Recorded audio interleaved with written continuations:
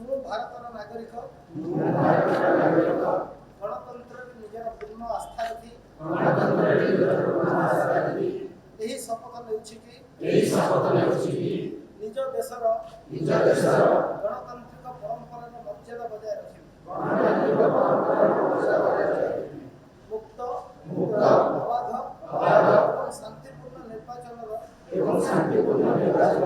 ଗାରିମାକୁ ଅକ୍ଷୁଣ୍ଣ ରଖି ନିର୍ଭୀକ ଭାବେ ଜାତି ଧର୍ମ ବର୍ଣ୍ଣ ଗୋଷ୍ଠୀ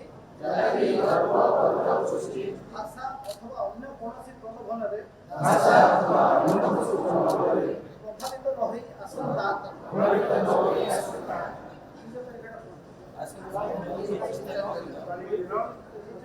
ନିଜ ମତାଧିକାର ସାବ୍ୟସ୍ତ କରିବି।